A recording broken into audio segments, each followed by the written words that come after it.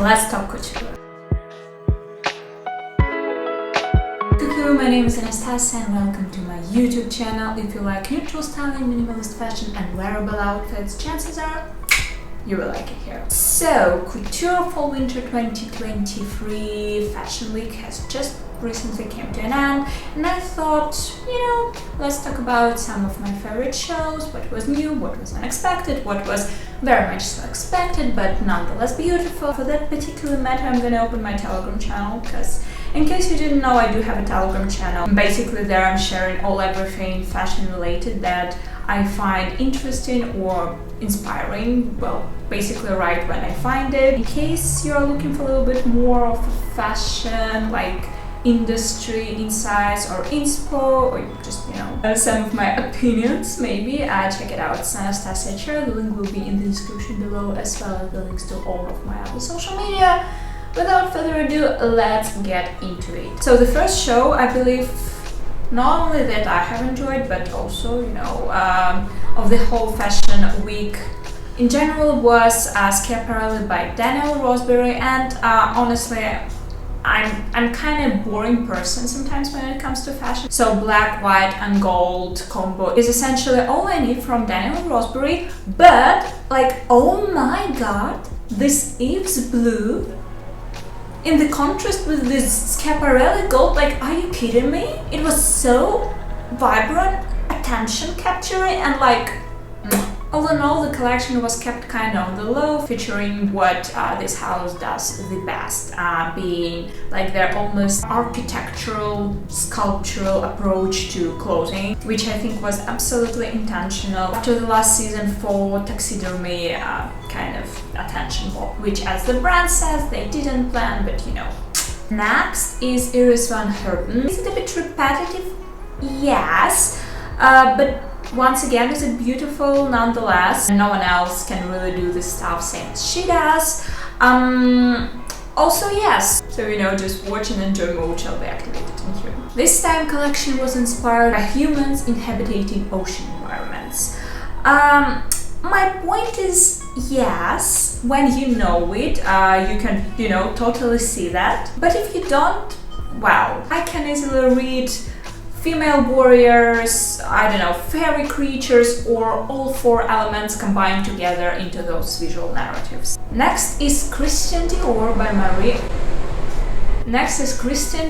Maria Grazia Curie. Like, inspirations are same as usual, meaning the past, the comfort, the wearability, and the strong women in general, and this time modern goddesses in particular. But it's beautiful and it's elegant, so I'll take it. Like, Dior under Maria Grazia is slowly but surely becoming very much so tightly associated with everything Roman, Greek, antiquity, and classicism. Thom Browne, it's his first couture collection, and oh my god, the details! Otherwise, he took very current Dior/Chanel approach to the couture. It's not as much about extravagance and evening wearness, albeit Thom Browne designs have always been more extravagant side, so to say, couture or not. Instead, it's more about like the craft, their artisanal skills, etc, etc. I'm pretty sure that close up and in person, those details are like as close to art as fashion can possibly come to.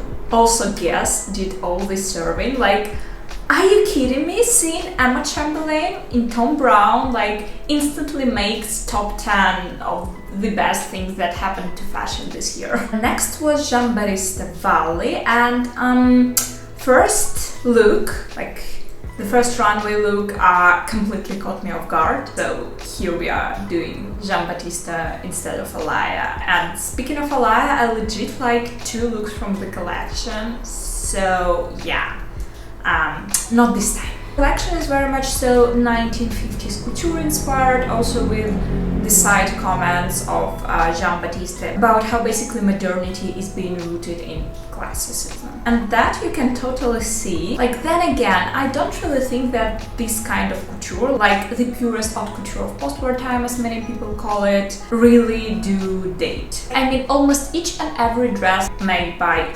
Christian Dior or Cristobal Balenciaga could be worn to the red carpet these days, and, you know, got themselves rounds and rounds of applauses. Chanel by Virginie Viard. In press release, Virginie described collection as sophistication and simplicity, permanence and beauty. All in all, she kind of keeps her Chanel as a lifestyle storyline. This time the story apparently was about taking a walk nearby the Seine, and literally so if you have seen the show. For me, it's a usual mix of plain weird and very much so beautiful stuff. And yes, I'm totally caught in the obsession circle of this red tweed jacket paired with pinstripe pants look. We could have honestly left the dog out of this whole experience for its own sake, you know. Ooh, also, I really don't get the hate for the brides look. I personally find it very cute. Armani Privé. Main reason why we are doing Armani, because same as Jean-Baptiste Valli, it's not my typical favorite, as that this collection is practically screaming Milena movie, and you know, if you know anything about me, that how much I am in love with particular visuals of particular movies, Milena being one of those. Honestly, if you haven't seen this movie, like after you have finished this video, if you have a free evening or 2 hours, just go and watch it. You will not regret a minute of it. Back to Armani. It was his usual kind of reserved glamour, very much so sleek, accentuated on the waistline silhouette, and you know, loads of tailoring, of course. But those little details like the 3D roses, the flowers, some very unexpected like material choices, and also surprisingly the styling, they got me well. Zohar Murad. Inspirations behind were rather unusual for him as a designer, because usually he's very cheerful and vibrant and, you know, very sunshiny type of couturier. However, this time he totally went down with the gothic narratives, like everything from abandoned houses to the dark starless nights. All in all, it's still a little bit too heavy for my taste, but some looks were just that amazing I couldn't pass by. I'm mainly referring to the first black and white part, like it's very, you know, elegant and for the brand even reserved. And then some very Morticia Adams couture, like a couple of red and this very deep purple outfits I have really enjoyed as well. Balenciaga by Demna. Whether the scandal and further cancellation was, you know, a part of their social media strategy or not, I'm pretty happy to see that as a result we're getting back this very elevated, smart and beautiful Balenciaga of the past. Like, yeah, I'm being conservative, I know, but you just cannot look at it and not say that it's beautiful. It was nothing new per se, like loads of work with house codes and reinterpreting Cristobal Balenciaga designs. However, like, once again, as I already said, it will always turn out being beautiful and elegant and very much so welcome, at least in my humble opinion. And B, it is also their safest approach to the whole canceling situation, like at least for now. And we're gonna finish this review with Fendi by Kim Jones. First of all, hands off, it is like the best collection Kim Jones made for the brand so far. It was inspired by Fendi's first high jewelry collection created by Delphina Belatre. I'm probably butchering it, but you know, we're gonna deal with it. And I personally find it to be a rather cool and quite unexpected way of self-referencing. Like, all the dresses were very much so about the silhouette, and you know, all the other factors were kind of working in that same direction to highlight the silhouette.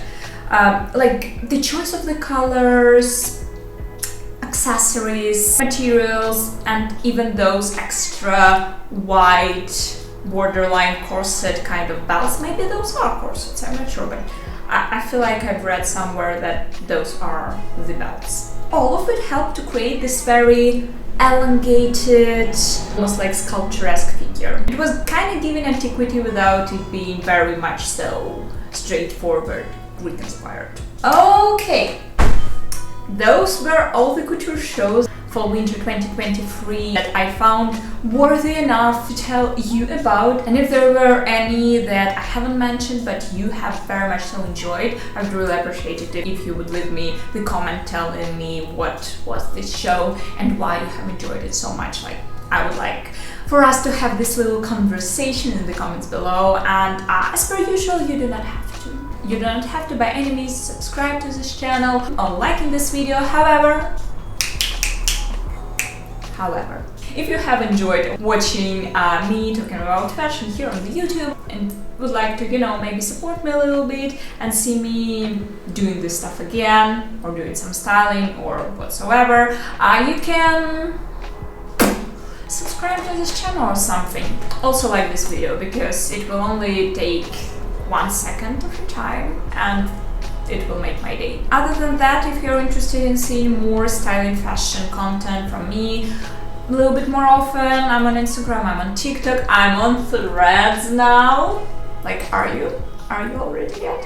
I'm not sure what to do with the social media, but we will figure it out. Anyway, I'm Anastasia HR everywhere. The links will be in the description below, and I'll see you in the next one. So, bye bye.